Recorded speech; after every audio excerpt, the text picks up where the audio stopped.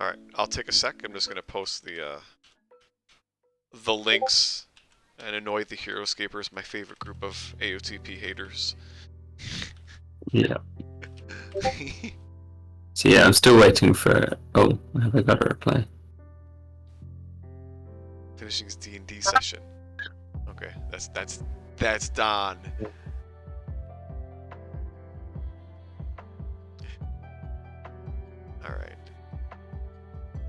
All right, then Arcanus, you and I, yeah, we'll just chat. Luckily, he can. It's fine. I think it'll be fine if he misses the first 10 minutes. He's made pretty good notes, as you have probably seen by reviewing the comments. He makes pretty thorough notes, in my opinion, anyway. They are indeed, and I'm sad to have missed them because I don't get notified properly when comments are made on the document. I don't either. I've only been notified, I think, one time, maybe 2 times when he's made a comment. Every other time, I find the emails in my inbox at a later date, but I never get notifications through of them. So it's not very helpful. It's so dumb. Yo, it's so crazy how bad technology is. It's like you expect it to do something and it doesn't. I don't know. But what we can do is... Oh, that's you again. Yep. Yeah, what I'll do is I'll share my screen. And that way, minimize that. There we go. So you should be able to see this. So you can go through and also go through the cards in Magic Set Editor. Oh, so we'll watch your stream. Okay. Let me. Okay. That's coming through. I'll put your stream on my stream, and yeah, just like I do with who was I when I was talking with the other fellow, Shinobi. Yeah, so it's all streams and streams. Yeah, it's ridiculous. Like the hoops I gotta jump through for this sometimes. Streams all the way down. Alright. So, right, so can you read the text through? Does that come through, right? It looks like it does. Here, I'm actually blowing it up in my OBS right now. As long as you can read it, at least. I guess that's what's needed for the conversation at this point. There. Alright, at least in OBS, hang on, how do I get my, oh, my face won't show up because it's all shared in the same window. I don't care. I should be able to read it. Let me try and pull up. Where is, alright. Let me move this. So many windows. Oh no, I know I really messed things up. Alright, I think... Can I full screen this somehow? Full screen? I could, yeah, I might have to squint a bit, but I could read it. Yeah.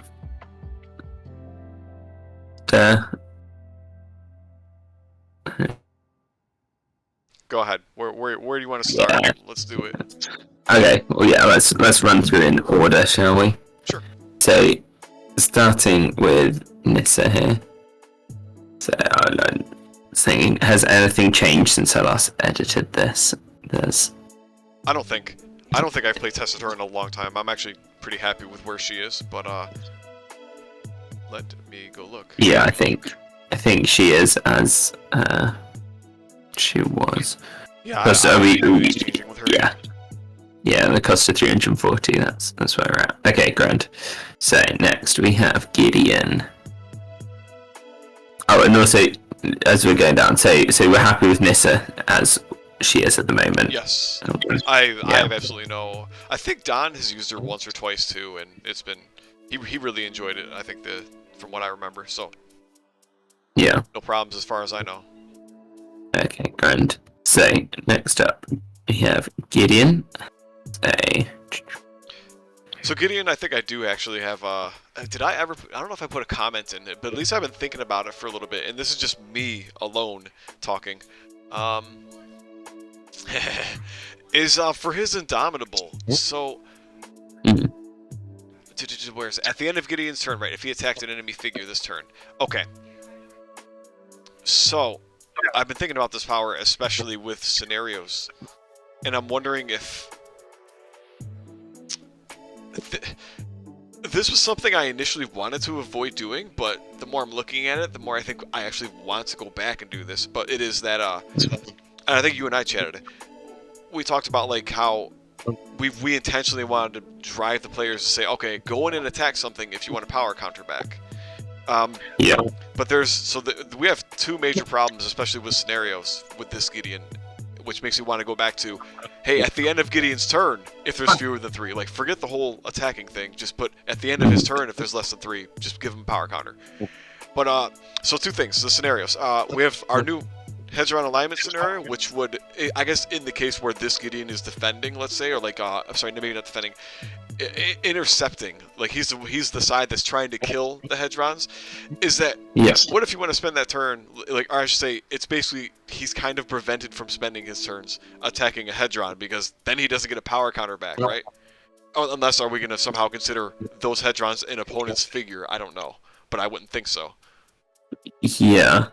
I mean, anyway, we could just take out the enemy figure and say, if he attacked this turn. Okay. There's potential there. And yeah, and that would also cover the other thing I was about to point at was the Cryptolith one, which nobody can ever really win by destroying the Cryptoliths anyway. But yeah, it would be the same case there, that like clearly there's no controller of the Cryptoliths in that scenario. So it's like, well then, and they're not figures, I don't think. So then that it becomes his problem there too, is that yeah, if he attacks a Cryptolith, he doesn't get a power counter. And he's very he's very balanced around, you know, that economy of him generating one of those every turn, at least that he takes. But yeah, that could be fixed by just saying if he attacks that turn. The problem with that is that that can be cheesed by just attacking your own figures. I don't know if we care. Like he could attack his own creatures to do that, like to bypass by saying, okay, I can't reach an opponent. Let me slap one of my creatures nearby and get a power counter. Are you actually allowed to attack your own? Yes, you can. Figures? Yeah. Wow. I see. Which is why there's a part of me, and I don't think I've talked to like Don or anything, but there's a pretty strong part of me that wants to just say, at the end of Gideon's turn, if there are fewer than 3 power counters, just put it on him. It's like you took a turn with him, just give him a power counter. He's range 1, so it's like if he's running away, you're not benefiting. Like you're not making. There's not a lot of momentum happening there if you're running away and not making an attack on his turn anyway, in my opinion. Yeah. So there's one major caveat here, and I'm running my mouth, but I sit here and I've thought about it. Is the heal glyph? Like his ability, not requiring anything but just taking a turn, along with the heal glyph, makes him basically invincible the moment there's less than 2 figures able to attack on the opponent's side per turn, at least in a 1v1. Does that make sense? Yeah. So like you literally, once you've killed like every squad, let's say, or every squad's reduced down to 1 figure, and there's no Chandra on the enemy team, or I guess, and there's no new Nissa with 2 trees on the enemy team. Yeah, this guy can literally just start turn to end turn on the heal glyph. He gets a power counter back. He heals a damage. Therefore, the opponent has to. You know what I mean? The opponent has to repeatedly make sure they're beating his 3 defense, and at some point they're going to damage twice in a turn to actually do anything. Yes, yeah. So yeah, without red spells, that's essentially impossible. Sorry, without red spells, you said? Yeah. I don't think there's any red spells. Squads. Yeah, if squads are gone. Yeah, it's basically, it boils down to if there's no way to double attack him. Yeah. But I don't know, like, is that really abusable? I'm not sure. I don't really think so, but it's something to keep in mind. Because again, like you're talking about, like an end game, like this Gideon, again, like first, the heal glyph has to be on the map. Second, every squad has to be reduced, and like, you know, the opposing planeswalker can't be Chandra or, let's say, new Nissa, who has a tree that can double attack. Because can't forget, this guy doesn't have Counter-Strike, so like he's not really killing that tree, right? Like, yeah. The other Gideon could kill the tree with Counter-Strike. So it's like, there's enough ways, especially with squads. I'm trying to think of who else can, like, multi-attack. Black has it with Corpse Lunge. Like, they have that spell where if they deal 2 damage to their own walker, they can make a hero double attack, I guess. Or a squad, actually. It could be a squad, too. There are a few ways, and that's not consistent. That's just for 1 turn. So there's a couple of ways around that. But again, like that's a very much like an end game state thing, and then it becomes.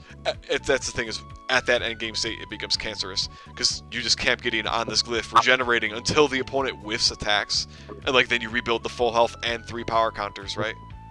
Yeah. And then you can walk him off the glyph and try and smash them again. I don't know, but maybe it's not even as game breaking as I think. But what do you think? I just ran my mouth. Does that all make sense? Yeah, it does make sense. Although I think, like you said, to get into that situation requires a lot of conditions to be met, and you'd also be running up against scenarios turn limits anyway. Yes. At that point.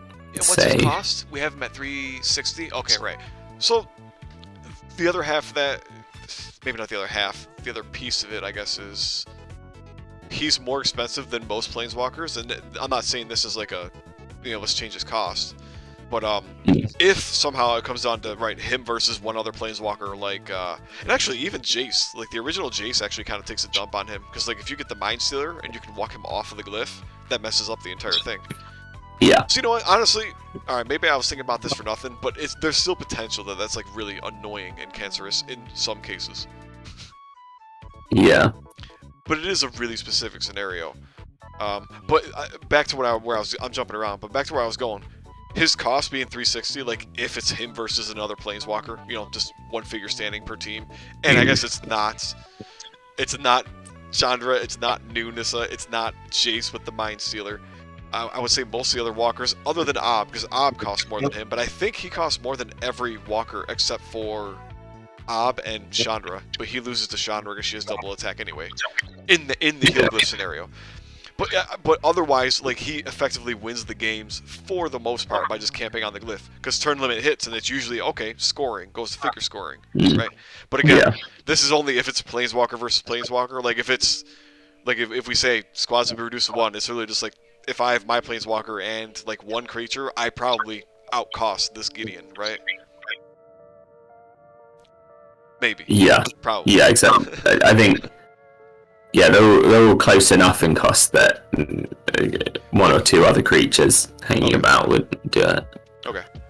So anyway, on this note, yeah, the more I'm reading Indomitable, I'm kind of thinking we should just scrap the whole he needs to attack an enemy figure and just say, at the end of his turn, if he has less than 3 power counters, put a power counter on.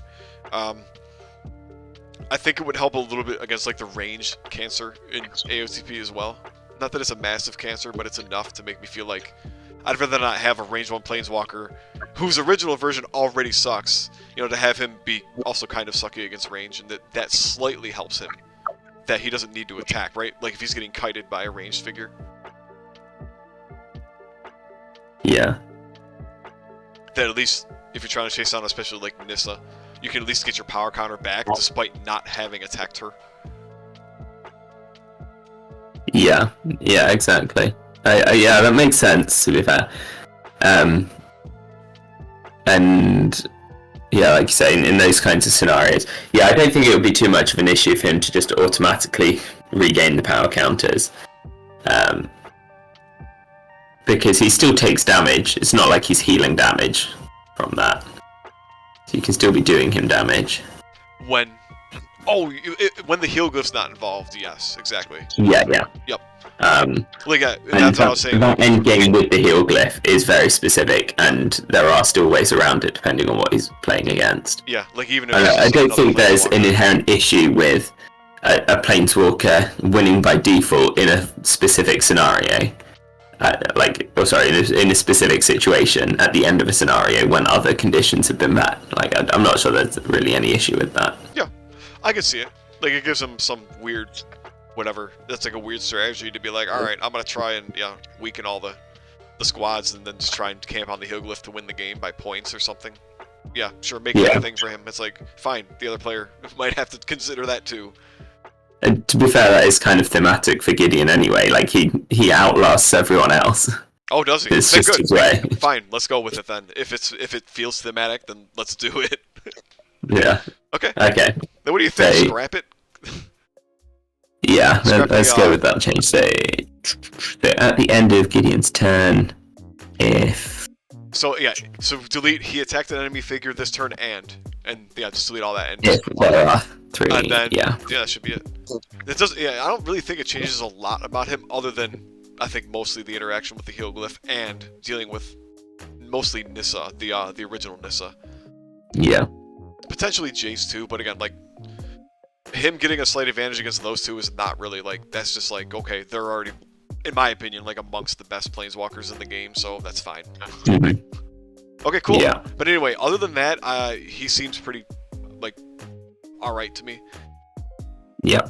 The other potential, I guess I'm still going to go on about him. Sorry. The other potential I saw here, or I thought about, is there's two sides to this though. So the reason why I wanted to do it at the start of his turn is because if he has no power counters and you're trying to run in and attack with him, like he has 3 power, that's just atrocious, unfortunately. Other side of that coin though is if he's only lost 1 power counter, and so he has, he basically effectively has 5 power at the start of his turn, and then when you start his turn, he goes back to 6. That feels really oppressive in the right situations, right? Sorry, which way around are you saying? So what I'm saying is, I was thinking about suggesting that we change him to say, it currently says at the end of his turn if there are fewer than 3 power counters. Right? Yeah. My biggest issue with this is, let's say he's taken enough damage, like 3 damage in 1 turn, that he lost all 3 of his power counters, so he has nothing. He has no power counters. He has base 3 power. Yeah. It feels bad to take a turn with a planeswalker that can only hit at range 1 and only has 3 power, right? Yeah. So my thought was, okay, what if we change it to at the start of his turn if there are fewer than 3 power counters? Which means he basically never swings with less than 4 dice, for the most part. Yeah, that also makes sense, I think. Yeah, like say, if he's facing a squad of 3 creatures, and they each hit him, then yeah, like you say, trying to take a turn with him is essentially pointless, because he's not going to do any damage back. It's unlikely. And that's only to gain 1 more power counter, only to prevent attack damage once. Yeah. Yeah, he's like too far behind. But what I was saying was on the other side of that coin, assuming we say at the start of the turn you get to put it back, is that let's say he only gets hit 1 time, right? And he still has 2 power counters at the start of his turn, or like before you start his turn. So he's taken 1 damage, he's lost 1 power counter, so he effectively has 5 power. Is that I think it might be too oppressive to then say, okay, at the start of his turn he's going back to 6 power because we're putting another power counter back on him. Right? So then like he instantly becomes 6 power again, which is really good in this game, in my opinion. Although there are hero creatures with 6 power, so it's like, should we really view him that badly as a 5 move? Like, we have the core Aeronaut Captain, who has 6 power, is 6 move and flying. So like, is this guy really more impressive at 6 power when he doesn't have flying and he has 5 move versus core Aeronaut Captain, let's say? Yeah, although I would also say we have been playtesting him as getting the counters at end of turn. Yeah. And found him to be balanced at his cost. I think so. I think he's really around. good. Yep. So I think the kind of thing, messing with that would just unbalance something somewhere, probably. There's small potential. Yeah. That's fine. No, let's leave it. Let's leave it at end of turn. Like I said, it was pretty minor. It's just more of a to try. So here's the thing, right? I think you and I even talked about this. Is like, if he's at a point where he's lost all 3 of his power counters, I kind of feel like you as a player have probably messed up instead. It's like, don't let him get ganged up and lose all 3 of his power counters in 1 turn, right? Like, that should be part of it. It's like, it's not just him taking on the entire fucking enemy army. Like, it should be, he's, like, you summon your squads to block other guys from attacking you. Yeah. So that you're not getting ganged up by 3 squad creatures in 1 turn, kind of thing. So yeah, there exactly. should be more. There should be enough play around or ways to play around it that at the end of the turn isn't that bad for him. It was just a minor thought I had. Yeah, and if he's rushing into a group of enemies, right, it's you do that when he has 6 power, and he'll probably take 1 of them out. But it's not like he can be attacked by 3 things. Yeah, that's mostly. True. That's true. If you're playing well with him. Yeah. Okay. Yeah. Skip the point. He's good then. Leave him as is. He's good. I'm happy. Do you have anything you want to say about him? Yeah, I'm happy with him. Like that. Okay. So, next one is Serene Steward, where we have a note here.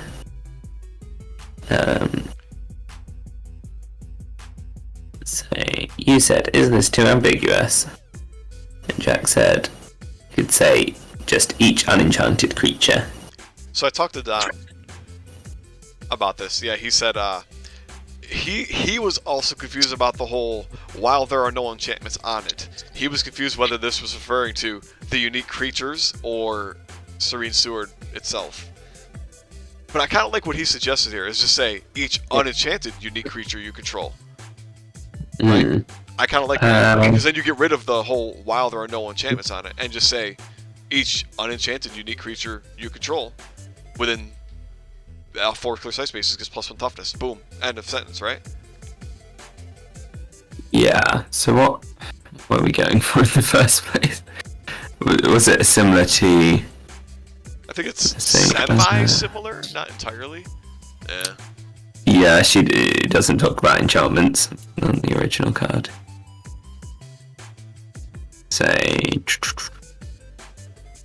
Okay.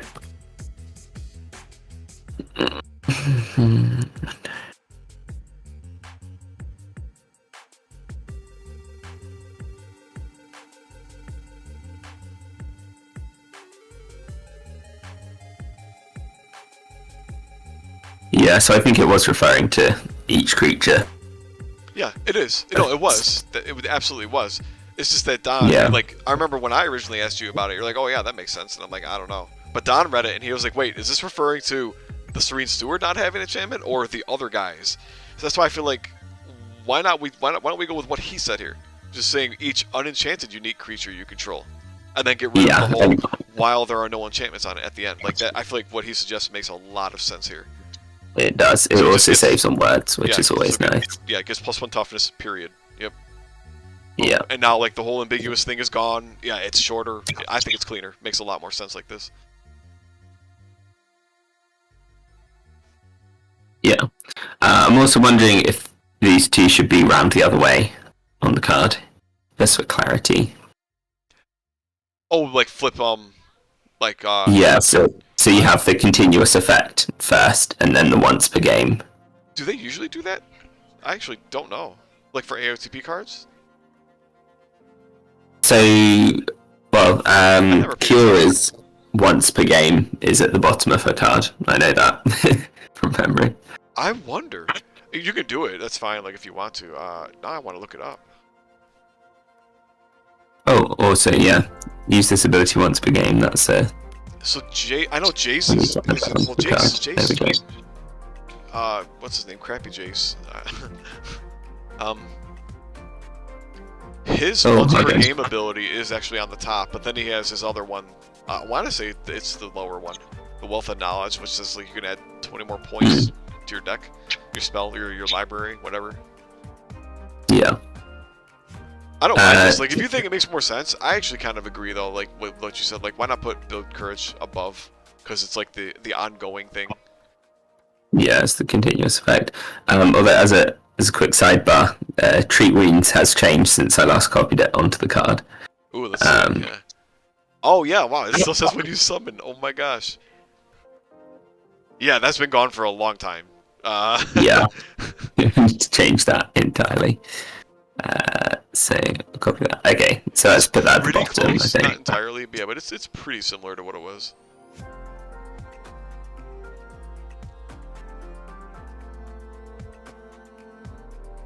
There we go. Let's begin. Grand. Yeah, the only other thing Don and I really talked about regarding this figure was we thought about maybe trying to do like a core card instead and making it core, like a core cleric, but I forget why. It was for some synergy with I think the one Gideon spell. But I don't know. I kind of just like what we have here personally, but I think a core cleric could also work. It's just a matter of choice. Yeah. Well, that and while it's a human, it doesn't get beat by the white racists. The what is they the Evasian Inquisitors. They deal extra damage to non-humans. Yeah. Yeah, I think. Either way. Yeah. Well, I'm happy with it as is. I am too. All right. Okay. So then we got Mind Eye Drakes. Say.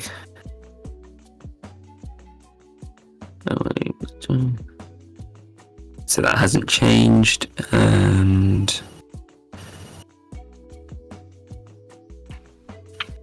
is leaving engagement hyphenated? I must have copied that from somewhere. I don't know if it's hyphenated actually. I have absolutely no idea. He's the guy with stealth flying. Cyprian. Are you gonna look up like Heroescape? You talking about? Yeah, Taylord. That's it.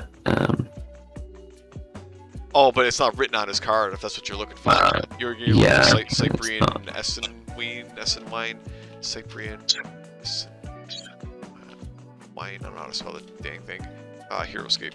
I think he has stealth flying, and yeah, I guess you can compare it to that. Here we go. Figures with stealth flying. Leaving engagement is not hyphenated here. For Heroescape, at least. I guess I could. Yeah. What's for AOTP? Like, let's just look up an AOTP card. Like, we literally have what's their name? Oh my gosh. The blue squad. Phantom. I can't remember the freaking name right now. The Leyline Phantoms. Yes. They have Phantom Walk, which says they don't take leave and engagement attacks, I believe. So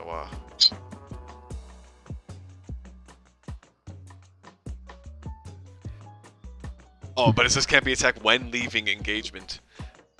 Maybe we should use it that way. It will not be attacked when leaving engagement, I guess.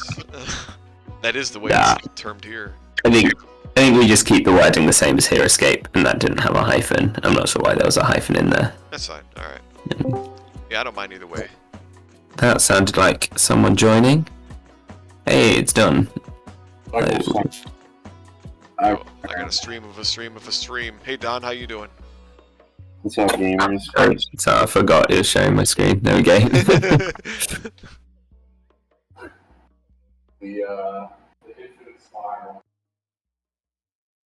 You are ultra quiet on my end, Don. He disappeared.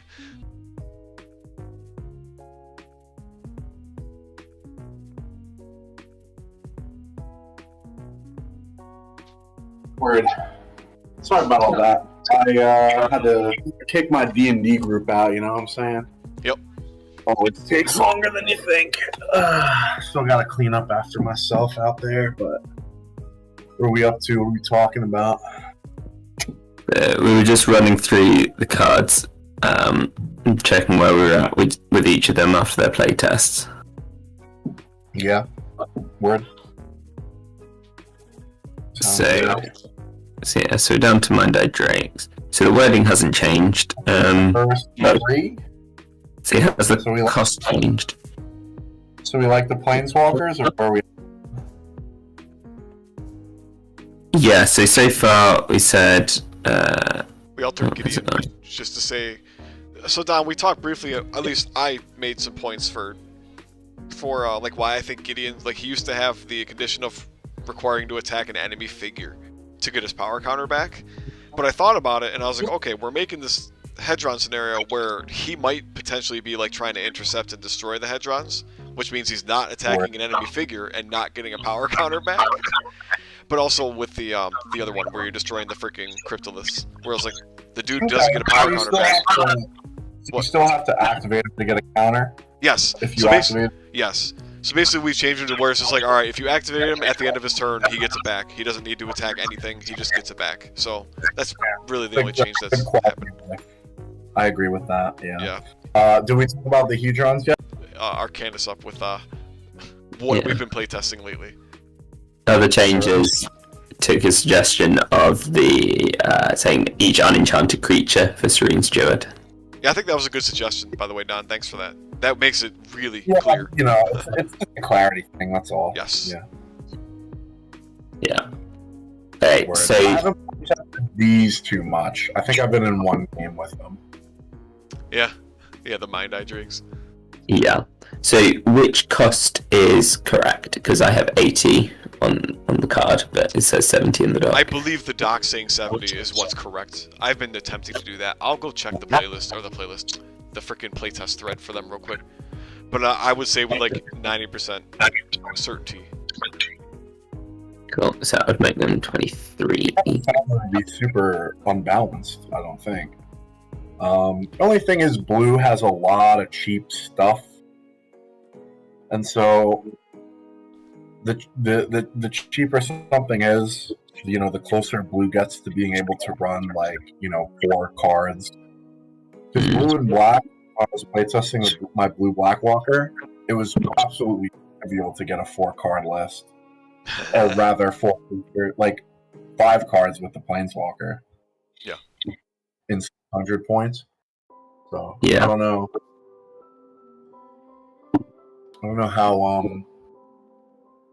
how much is too much in that regard, but the card the creatures themselves are fine. I could see them at 70. Yeah. I mean blue is battle with Mage Geists, so yeah, absolutely. So yeah, my first playtest were at 80. It looks like I put them down to 75. Yep, and then I put him down to 70 after a couple more. Yeah, I have him at 70 in the playtest. Yeah, I dropped him down slowly. Yep, so 70 sounds like it's correct. Cool. Okay, so that's happy with Mind Eye Drakes then. Yep. Right, so we got Indentured Spirit. Oh my god, he's an animal. I don't think I've playtested him yet. Is everything the same here? Oh, cost is down. The cost is different. Yeah, 75. Yeah. 75 sounds right. I remember dropping his cost because he just kind of didn't feel super good at 85. Yeah. I've been brewing with this because I think next time we play test we can. I want to see this in action. Because there's a non-zero chance that if you're on 1 or 2 life for it, you might want to sacrifice it to some of the stuff that's non-zombie or whatever. Or if it dies, you might get your token from the oath with the changes that we discussed. So I think this might have some game to it, some cool synergies. I've been brewing a little bit, and I do want to see it. But I'm not. We did word Eternal Torment to say that it has to be destroyed by a source an opponent controls. Do you see that? I do see it now. I do feel. Because I at least me, I personally felt like it would be too broken if you could just say when it's destroyed, you could go bone your opponent. Yeah, but you still have to destroy it. Who's gonna really play this and then bone splinters with it? Don't you think there's too much? At least in my mind, there's too much synergy to say if this guy has 1 or 2 life left, use bone splinters and then still get to put -1 on somebody, on the opponent's card. That was my thinking behind this. Or we could, I guess, include that, but I would say we would jack his price back up. Yeah, probably to 90 or something. I think that would jack his price up to say just when he's destroyed flat out. Right. I can see it. I don't hate that idea. Yeah. Okay. Synergy is good. Okay. Yeah.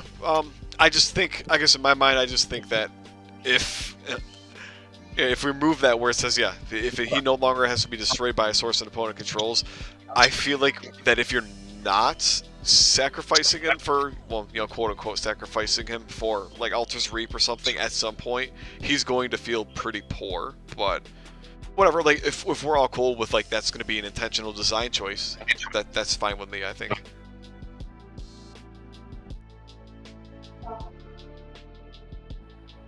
Don just took off.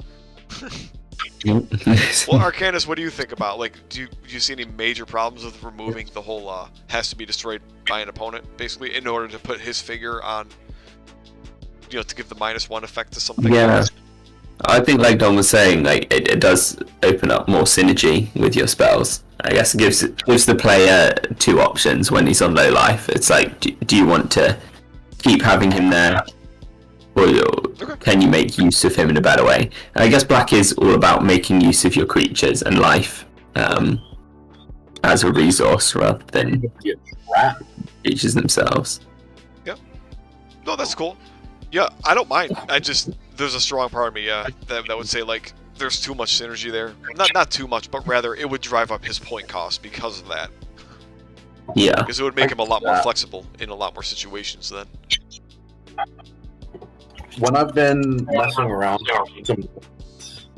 I've definitely seen it to be the case that it's sometimes a little awkward to fit him in on the point cost because of the way that some of the point costs are for black units.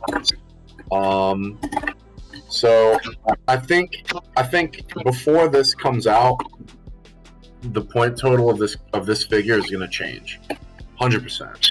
Okay. There's going to be some math that needs to be done, and some of it is not in terms of talent. Some of it is in terms of list building, and that's an aspect of unit design that we haven't really explored too much.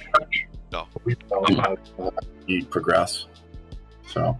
No, I very rarely consider, like, does he make somebody's build a flat 600 points? I don't really consider that. I kind of just look at his point cost and be like, does he feel like he can contribute approximately that many points in most of his games?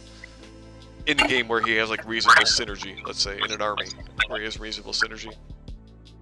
Well, it was like how we were calling the Rakers, such that it would be rather difficult to run Rakers plus Scions plus Herder. We did not want that to be a thing, right? Yeah. So that's one of the reasons why the Rakers cost what they do and not less. That's what I'm getting at. Okay. Oh, that wasn't a reason for why that wouldn't be a reason why I would say I made the Rakers 90 points, but I personally, their stats are the same as the Blighted Reavers. The abilities are different, and that was unfortunately for some reason the Rakers having 2 abilities just didn't feel as good as the Blighted Reavers, so they've dropped in points. That's really all there was to it. Yeah, well if you looking at the chances or whatever, that necrotic is beefy. Wait, which one? Sorry. Necrotic stench. Oh yeah, that's true. Yep. So good. It's nasty. It's true. Anyway, so we jumped around a lot. Arcanus, I guess we can play test this a little bit though. Yeah, we'll have to see. Maybe we'll. I want to see it in action. Yeah, I'm on board for removing the whole. Has to be killed by the opponent. That's fine with me. It's just I think that personally that should drive up the cost for sure. Sure. Okay. I'm not committed to it, but this is the next thing I want to test. Sure, I'm fine with that. Yeah, and so I've made a note of that. You can come back to that point. Right, and so Zeus Commando. What a lad! Love that card. Let me look. Oh yeah, we very recently changed him to 7 life, 2 toughness. That's right. I can see there's an extra thing already. I don't hate the idea.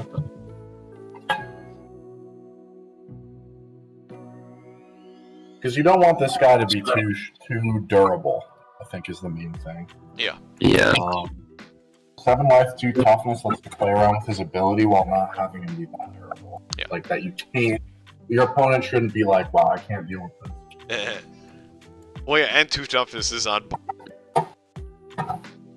Oh yeah, so 2 toughness. Yeah, so yeah, his 2 toughness and 7 life, yeah.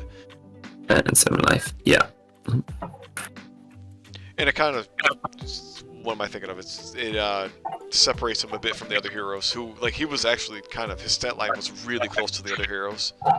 Like, most of the heroes are 6 life, 4 power, 3 toughness, so this kind of sets them apart a little bit, at least. Yeah. I'm surprised how much of a difference that makes.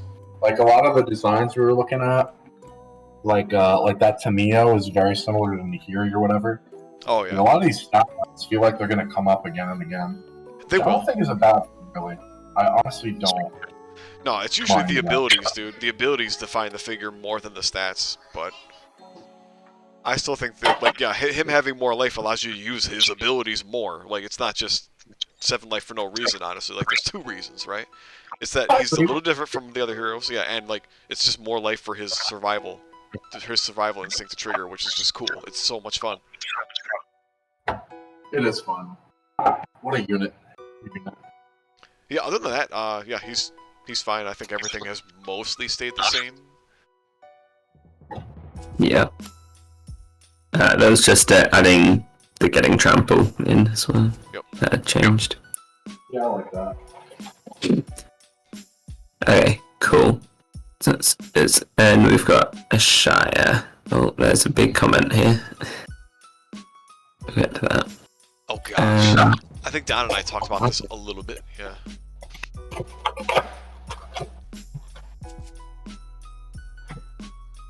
Yeah, I'd say, so this is you're saying...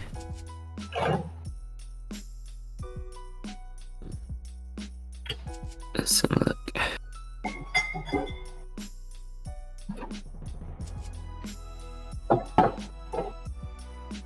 Yeah, so I see what you're saying, that yeah, giving trample is only relevant if the spell is buffing her. Yeah.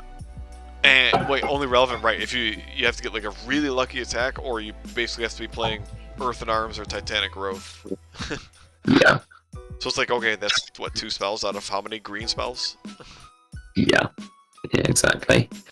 So in my mind, and I think Don was okay with actually leaving it as it is, because he was just like, well, that could be part of the figure's identity, to be like, don't use spells with this thing then. And it kind of is there. It's just this specifically says when you play a green spell or green sorcery.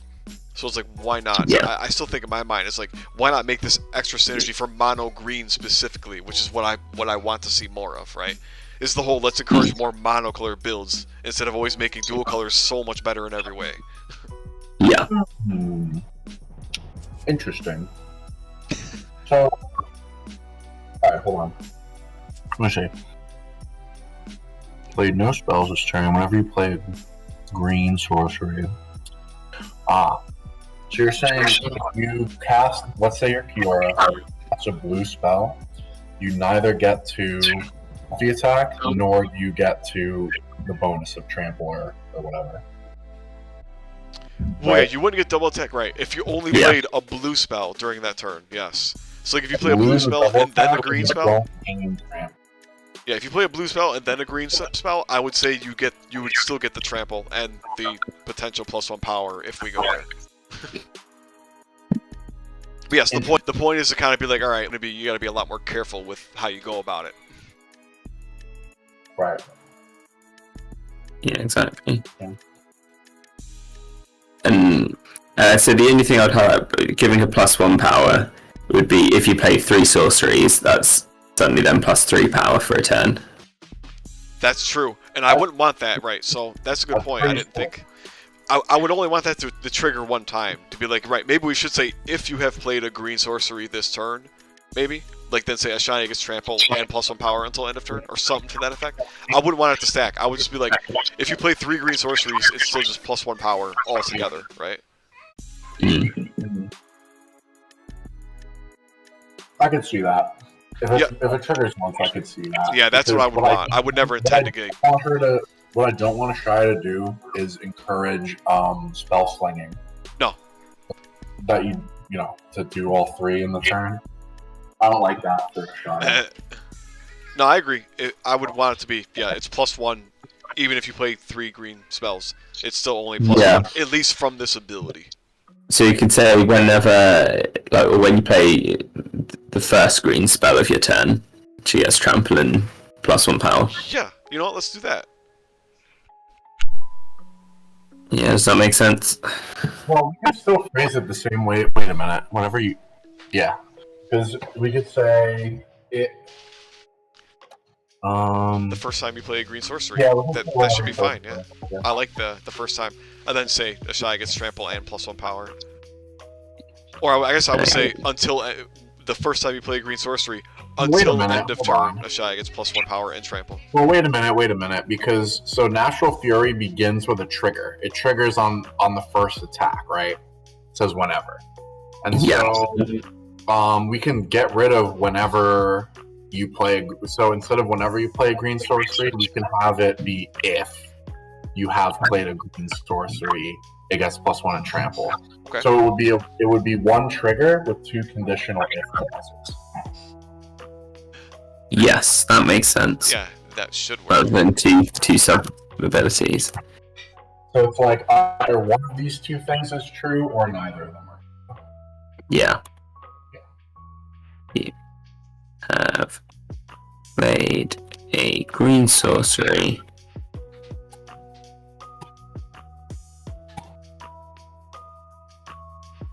This turn, Shay gets +1 power and trample until end of turn. Okay. Yeah, that makes sense. Okay, let's say change. Let's add this in here. Say if.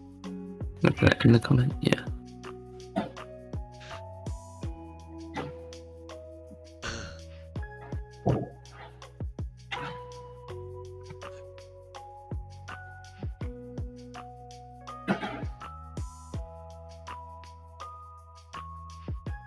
I would say let's switch this to say right. If you have played a green sorcery this turn until end of turn, Ashaya gets +1 power and trample. I would switch that. Yeah. Because I don't want it to make it look like Ashaya is getting +1 power permanently and trample until end of turn. If you get where I'm going. So instead, put until end of turn, Ashaya gets +1 power and trample. Yeah, to cut that. Whatever. Yeah, cut that kind of crap off at the head there. Ashaya gets +1 power and trample. Yeah, yeah. Okay, that works. Yeah. Until the end of the turn. I would just say until end of turn. I believe other AOTP cards use until end of turn. I might be wrong. Maybe leave it as you have, but I'll have to look that up. But I'm pretty sure like some of them will say until end of turn. Okay, But sure. I'll verify that myself on my own time and send y'all a link or something. Yeah. Let's check on that then. So until end of turn. End of turn. Okay. Cool. Top the world. And stats are the same. Okay, so that's a Shire. Beautiful. So then we've got Blight Herder. Oh boy. This one's been tested a whole bunch. I'm not even sure if we've really finalized this yet. This might be one that, yeah, we might actually have to play test more, but it's I mean, is enough. there anything that we found to be at issue with the card? Yeah, maybe not. Now I'm trying to remember. It's been a while. Plays 2 tokens. Yeah, plays 2 tokens. I think we talked about the idea of having it be able to bond with one Eldrazi squad figure or 2 Eldrazi tokens. Yeah. Yeah. It seems inelegant, but probably within the proper power band for the effect. You know? Yep. Yeah. So you think keeping it the same cost, just have move and attack with 2. Well, to make the choice between, right, an Eldrazi squad creature or 2 Eldrazi tokens, I think is what we're going for. There's also some other stuff that generates tokens.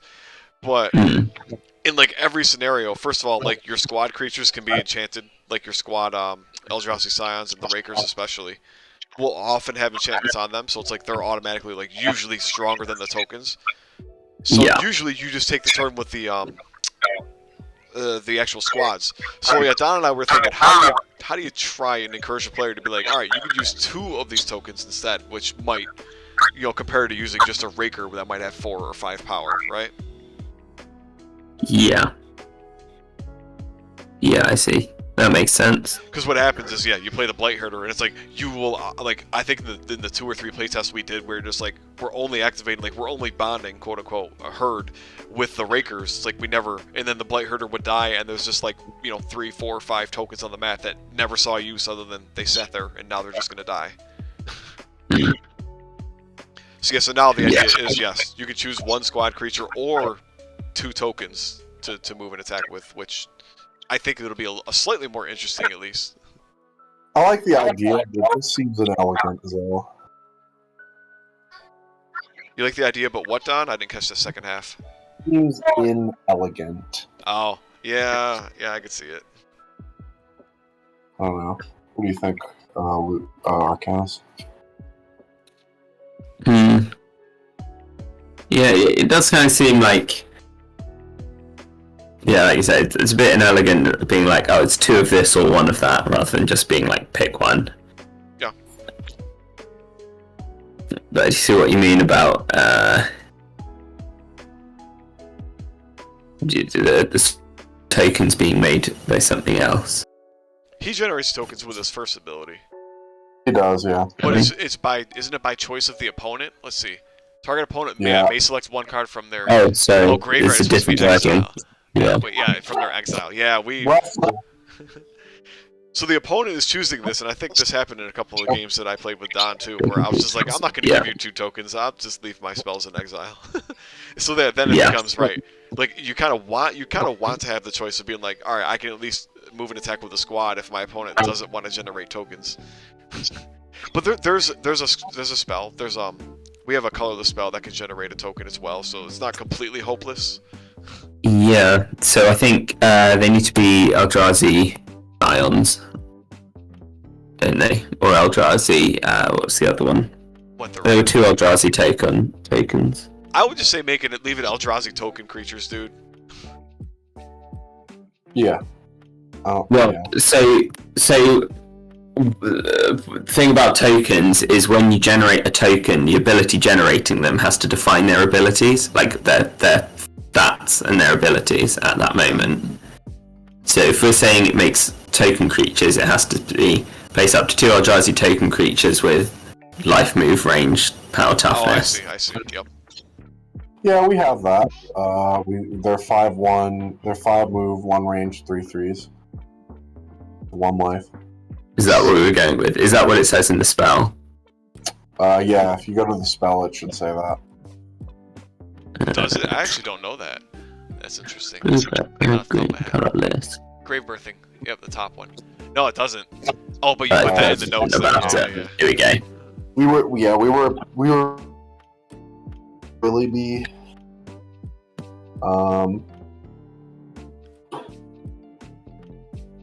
but its move is only tied to the hurt ability because you're never moving it otherwise. Yeah. Maybe you do make its move 7 so that it gives you a reason to pick 1 over a Raker at least, if not a Scion. Yeah, the Rakers and the Scions both have 3 power, 3 toughness, so that's kind of they're kind of similar. Oh, except that the Scions don't have the fucking similar on attacking, just so that it's not like really annoying to play with them. So I like the idea of them being 3/3s regardless. Yeah. Yeah.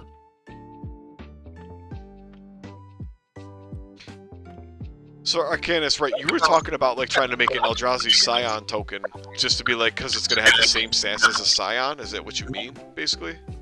Yeah. So in Magic, they're typically named with a unique name. So all the ones that are the same will all be referenced in the same way. Yeah. Okay. I think even though the abilities still have to define them every time, it would still be like, I'm trying to think. There was the Eldrazi Scions and something else. There's like this one creature that can't be blocked by Scions or something. Oh, is it the Eldrazi Spawns? Oh, no way. So they had the Eldrazi Scions and the Eldrazi Spawns. So the Eldrazi Scions were 1/1s and the Eldrazi Spawns were 0/1s. But it would just be every card that made them. I'm that one. not committed to the idea that these cards have to have the text of the tokens on them. Card. Say, yeah. So whenever a token's made, it would be like create this Eldrazi spawn token. Yeah, no, I get that. I'm not really convinced that this game has to follow suit on that, because we can make the token its own card. Like, that's an option we have, or we can use a technology that that Ray had with the Lycids, where the art has the stats. Yeah. In separate text box. Mm-hmm. I mean, it's not. It's a solution. I mean, I'm not really sure that it has to be within the text of the effect. It is already for the Ghoul Vanguard, like, so there's somewhat, like, there's precedent there. Yeah, I guess you're right. Yeah, so I think that's how we're going to do it, to mimic the way Magic does it. Yeah. Because that's like the space that tokens were operating in. They're things generated by other abilities, but not really things in themselves. Hmm. But I mean, it doesn't mean we can't make it more elegant, though, right? Like, if we could figure out something like what Ray was trying, and like make that work, I think there's a lot of potential that it's prettier than trying to follow what the Ghoul Vanguard does, because that eats up a lot of space on the card. It really is only 2 lines of text. that's a lot, though. But whatever, yeah. It's not nothing. Yeah, I guess. Yeah, what does he become? Yeah. Zombies with life, yeah. That's a good line and a half, easy, if not a little bit more, yeah.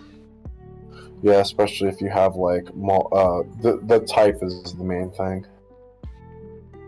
Like if you have a longer type, you can make that text longer. Yeah. Well, and that's one reason why I would I think prefer to keep it as, you know, Eldrazi token creature instead of Eldrazi Scion or Eldrazi something else. Sure. Yeah, just not give them a name, yeah.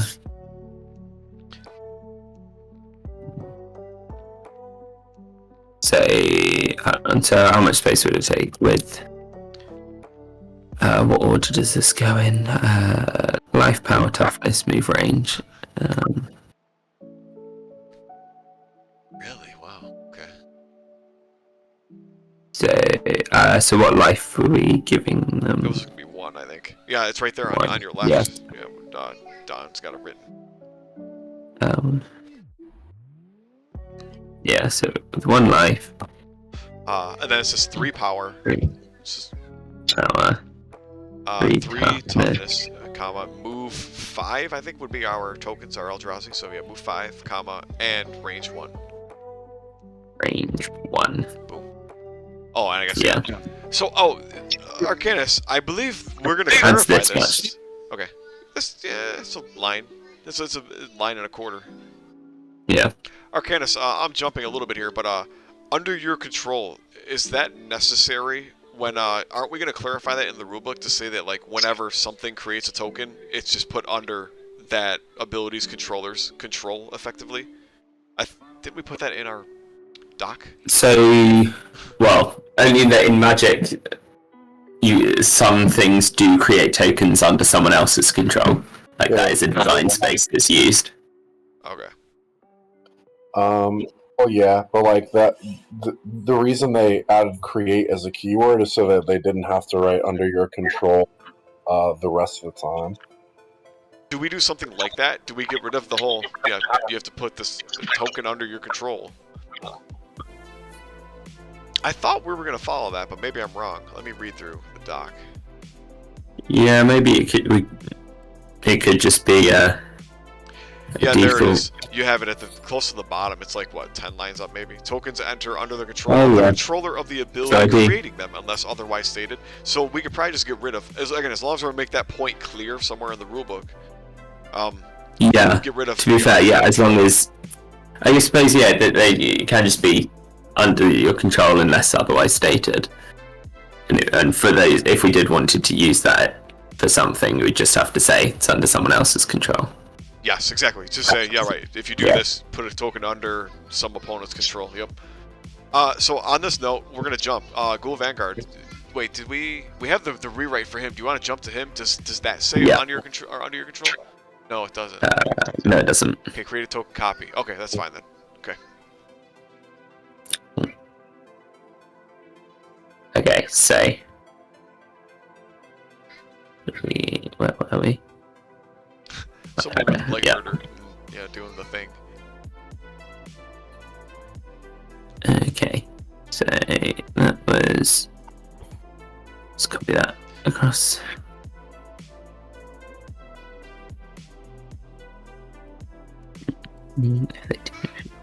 Features with 1 life, 3 power, 3 toughness. Range 1. In fact, range 1. Get rid of under your control. Okay. Oh no, just put this face. There we go. Cool. Alright, so we're gonna leave herd as is for now then? It's just choose a token or choose one squad? Like it's just 1 or 1? Just choose one and move and attack with it? That's the Yeah, I question. think that'll be alright. Because also, it is at the end of this guy's turn, so you're already attacking with something this turn. Yeah. You're already attacking with your hero. Okay. And you get an added bonus of one other thing. No, it's really similar to the Ghoul Vanguard, honestly. Well, except Ghoul Vanguard's at the start of his turn. I guess that is one major difference. Yeah. Okay, so you happy with that then? It's fine. Well, I think we can playtest that one more. Yeah. Or maybe not, but it's probably one of the least playtested ones, at least in my mind. Let's The move on, though. Blightheader? I definitely playtested that a whole bunch. That's the thing I playtested the most, I feel. But it was a while ago, so, I mean, you know. Don, didn't you and I, we had some quick talk about, like, making something for this guy that would be, like, he couldn't be enchanted by anything, especially because of, like, the whole White Heroes bullcrap that he can pull off? The reason that we were thinking about that was in the world where we let him use 2 tokens, and we didn't want him to be able to have 3 attacks that are all tenacity empowered on the same turn. Yes, okay. That's the only reason we were considering that. Okay, I see. Then that's fine. Alright, forget I said anything. Let's move on. Just salve is your own. We're not going to be able to even talk about the Hedrons at this rate. Oh gosh, yeah, time is ticking. There is no card for Salvage Drain. Oh, this is the new boy, isn't it? We can. What, the salvage down? Yeah. Where? Like, it's, yeah, way too useful. Yeah. He's not broken or overpowered. Drowsy, so we've got life 2, move 6, range 1, power 2, toughness 2. I guess we need a name for that ability, huh? With D. Alright, Yeah, just for the first ability, let the me only start ability. going through Scryfall. Ingest. Make something No, up. we're using ingest on the Rakers, right? Yes, we are, yep. Should we also have it where it says should we make this exile 1 card from your hand instead for fun? We could also do that for more exile effects, even though it's self-inflicted. Your card? Yeah, to exile 1 card from your own hand instead of discard. And maybe we could even make it do it plus 2 power for until end of turn instead too. Make it juicier. I don't know. Okay. Alright boys, yeah, I gotta get off in 10 minutes here. Word. Okay.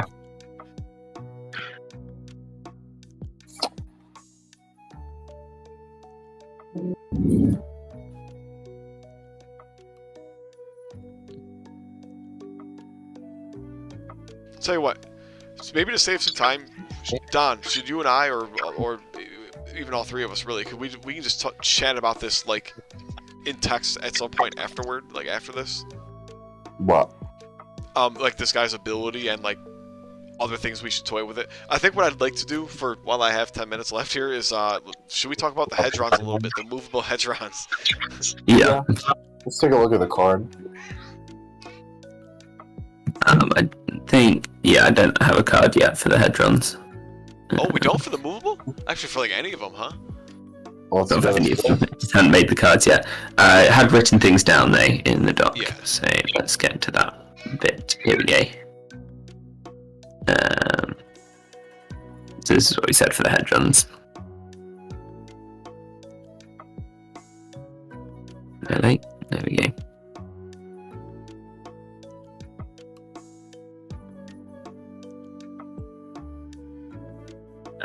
So yeah, so I think there was perhaps some confusion about what I was saying about how they moved.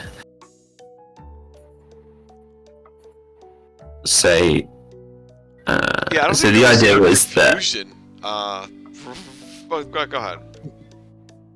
Well, so the idea is that if a single figure wanted to move a hedron, they could push or pull it, and movement would operate like a two hex figure movement would. The exception being they can end on different levels, just be like pushing them along. And then that would still work with a two-spaced figure because there would effectively be a hinge point. So whichever end was leading, you would still lead, and you'd be able to hinge around that join. Yep. So you could still follow. I don't know what you mean by hinge. Like, where does the hedron have to be in relation to a two-space figure? Because So it's like there's a leading end again. It's like the double space figure has a leading end that, like, when it turns, then the double space figure will eventually go to turn and follow it, right? Yeah, exactly. Get some figures. So you're telling me that if Firecat is moving with a hedron, you pick of the hedron and the cat to be your leading space. And then you move that space one space. You move that part of the figure plus hedron one space. And then you pick one of the two other spaces to follow into where that was previously. Yeah. Okay.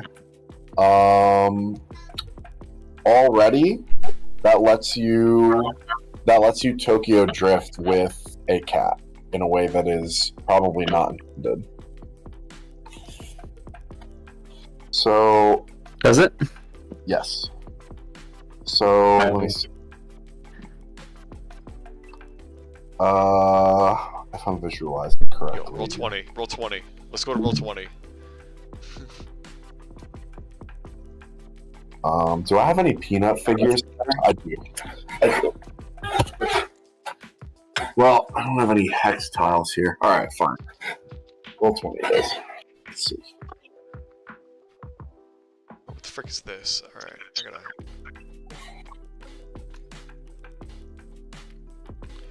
Like, I might break out my roll 20. And, yeah, go to room 4. Roll 20, room 4, I think has, like, all of it set up. Like, for the most part. I'll just share. Okay, you're gonna stream. Alright, let me, jump in there and watch it. Oh, my from before. Oh. Okay. Microsoft 365, and it freaking click this.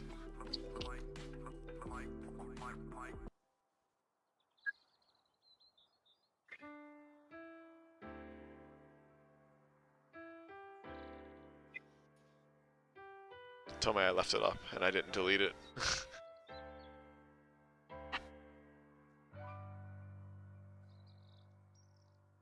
Oh, I did.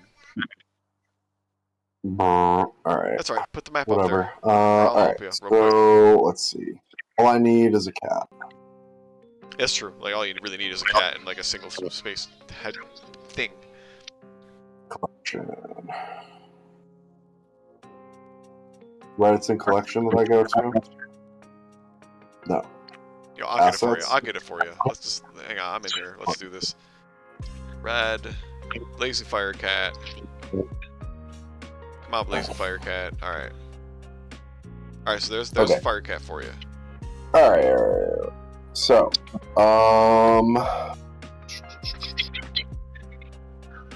alright.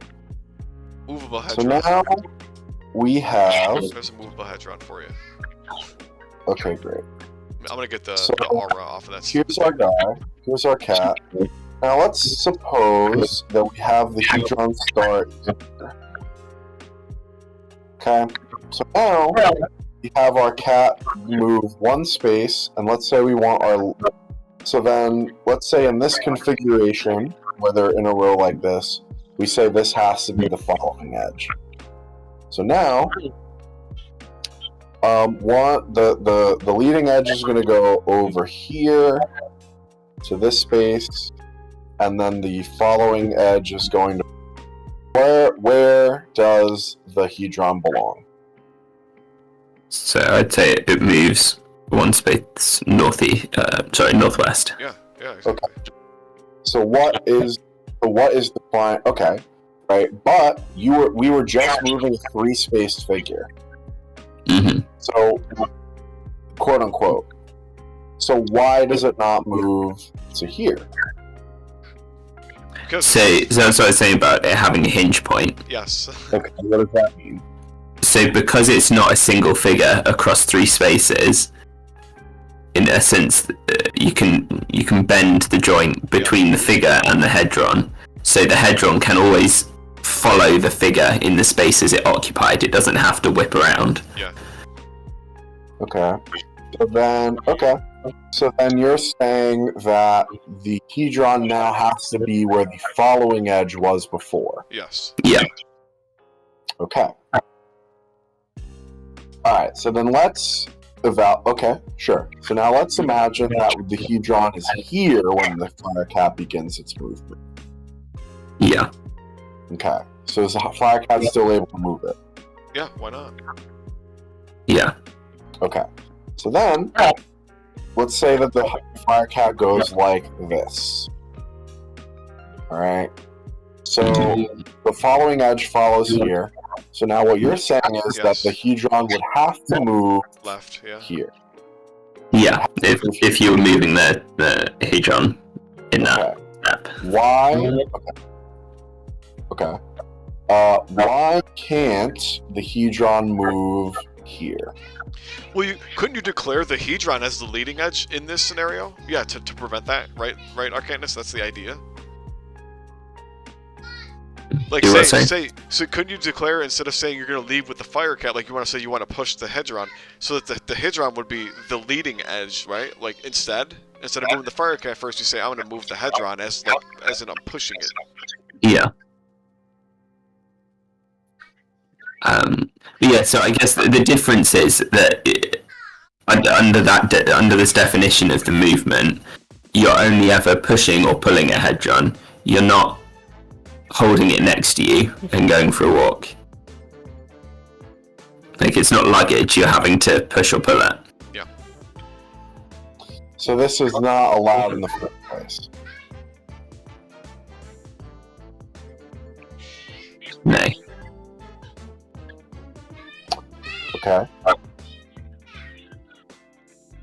Alright. So a fire cat would be unable to push the hedron like this. It's not allowed. Oh, he could push. No. So if you move the hedron northeast, then one hex of the fire cat has to go where the hedron last was, and the other part of the fire cat has to go where that first part of the fire cat was. Okay, so then can it push by doing this? It pushes, and now the cat would then take up this space. It would kind of like spin in place like that. Yeah. I find that odd. It is. It's true. It's odd, but it's a mechanic. It's logical, right? Yeah. Moving in tight spaces with a 2-hex figure and a hedron is a bit strange, I suppose.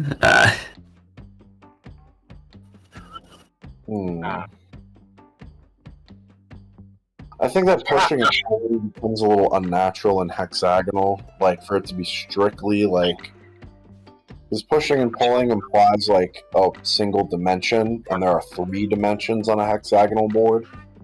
Weirdly.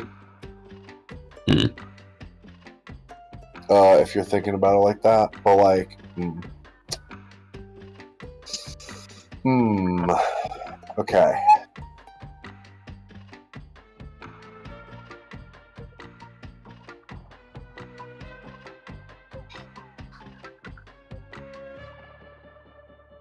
Alright. So then... So, okay. And if we go back to the single-spaced figure... Well, we'll get back to that in a minute. But... Ooh. The last thing that can happen is that a hedron is not next to both spaces, or strictly in line of 3. Yeah. The figure, but rather in this kind of configuration, where next to one of them, but not adjacent to, but not in line. Yeah. Okay, so what happens here? So the exact same. You choose one end to be the leading end. You move that by a hex, and then the other parts occupy the spaces that were previously occupied. Yep. So I can go down here, for instance, and bring the hedron. Now, what I'm seeing with this configuration is it becomes like, okay. So if I, whoops. All right, you can see how laggy my Roll20 is. This is, Yeah, mine's pretty bad right now. I'm trying to work with it. Alright, so here's my guy. So now, let's say this fire cat wants to move. So I'm about to have 2 questions based off of the single move, okay? So we'll take it piece by piece. Yeah. So now, here's a fire cat. It wants to move here. It wants to move itself along, like that. Yeah. Okay. Now, that means that the space that is no longer occupied is over here. So, can it move the hedron there? At the cost of... No. So it can't move the hedron there. Why? I agree. I don't think it should be able to, but why? Yeah, so there needs to be specified an extra restriction that you have to make a 3-hex chain with the hedron, and it has to be one end of the chain that's the leading edge. You can't be the middle piece. Wait, we've established that if we have this configuration, we can make a move. Yeah, because one end would still be an end. And we found a way for in the arch configuration for you to move one in the other direction and have it follow. Yeah. So this is the one exception that doesn't work. Well, why? So for any starting position, you have to draw a line that's 3 hexes long that goes through your figure and the hedron, so that the hedron's one end of that line, and then you choose either the hedron or the other end of that line to be your leading edge.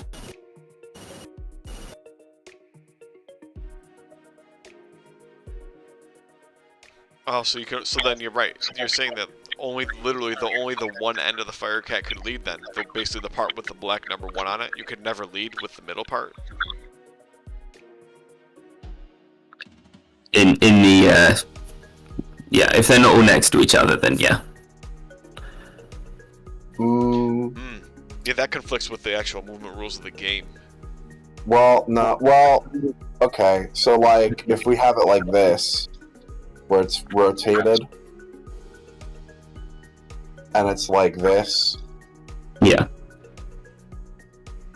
It would be the number 1 that we can't move forward. We can't choose that as a lead and move it. Yeah. Okay. Alright. So that's not what he was saying is in reference to the specific case. It's not a conflict with the rule of the game. You were saying. I get what he's saying with this. Okay, I guess I don't. Yeah. He was just saying like because the one was over here, so he was like, "Oh, you have to choose this one and not the other space here." As a leading edge. Right. That's a conflict because you can technically you're allowed to choose either end to lead with like. Well, you're right. No, only when you're moving the hedron is it restricted. Oh, right. We can make that a rule to be like, oh, line through it. It's like either the hedron is one end, or the other end of the double space figure is the leading end, but never the middle space. Effectively, somehow, if that's we have to make that like a rule, or write that out. So the other question that this gets into is, for each space of movement my figure goes through, I can choose to move the hedron or not, right? It's either pull or push is kind of the deal, yeah. So like I can go from here and then move this as my leading end right here, and then I can. Can you switch leading ends during a movement? Yeah, you can. I believe you can. I know in Hero Escape you can, so I assume you can with AOTP. Yeah, you can. This is my leading end, and move it here, and then bring my. Then one would go to where the butt used to be, but I'm having trouble. Yep. You guys get what I'm saying. Yeah. Like I'm saying. Yeah, and the hedron would move one space northwest. Up into that space there with the dot in. Yeah. Interesting. Okay. I think I understand well enough to be able to play test under this rule. Cool. I mean, yeah, so that was my idea of how the hedrons would work. I mean, because you were saying you could just like donate moves, weren't you, to dance a hedron around your figure. Which is definitely easier to wrap your head around. I think so. Yep. Yeah, I think it's easier to explain that rule. But the issue I had with that is that the movement could quickly become kind of unnatural. Like I was saying, so each fire cap, for example, could move a hedron. How many hexes did I say? I think 5 hexes each. So you could get essentially across the whole map. You could get a hedron across the whole map in a single turn if you tried. Right. No, I see what you mean. But how often will that happen? But if your goal is to move a hedron, you'd get them lined up ready. Yeah. If you got enemies in the way, enemy figures in the way though, like I don't. The way the scenario was set up, it wasn't conducive to allowing that to happen. And I'll say that much. I have on my board at home. I have a Chandra list that runs the cat, so I'm going to test that exact permutation. They're definitely it's potentially pretty strong. So I'll test. I can test both of them. I don't. Having talked through this, it feels weird to me that there are some exceptions here, but when I mess around with it with some figures, I may change my mind.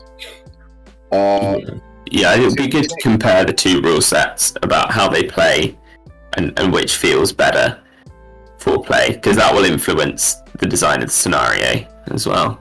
Yeah, because let me tell you what I've learned from playing the scenario so far. I've played about 4 times on a. Did you see the map that's on the Discord?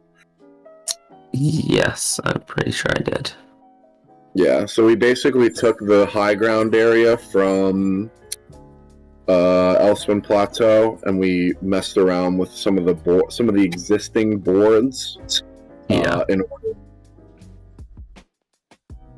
planning stages. Yeah, no, I drew them all out on the computer. I haven't physically made them yet, but but you have images. Yes, yeah. The size of the arena of the Planeswalkers hex mats. They're grass on one side and water on the other.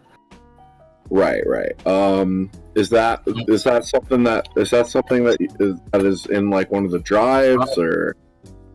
Let me check. It should be.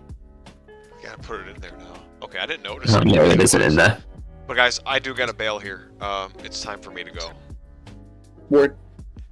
Done. I have a few things to Yeah, you guys can clear chat for a out bit. right now. Definitely. Yeah, That's yeah, gonna yeah. kill my stream. Don, if you're on later tonight, I will potentially be on later. It's just I gotta get my daughter to bed, and that's gonna take like 30 minutes, 40 minutes. So Yeah. I'm pretty tired. I might not last, but sure, yeah, I might. no problem. You know. I'll ping you if I do hop back on. I'm not sure if I will. We'll see. Anyway, Arcanus, thanks for staying up and chatting with us. Appreciate your time. This has been a good chat as always. Yeah. Yeah, good to chat with you. We'll have to go harass Ray about not showing up for his debut meeting. See if we can catch him up. Who's our boy Ray? I'm curious. So he's Roostabout on the forum. On the AOTP forum board? Yeah. I'm Planeswalker Arena forum. Cool. But he did message me like mid-December, and I didn't see until after Christmas.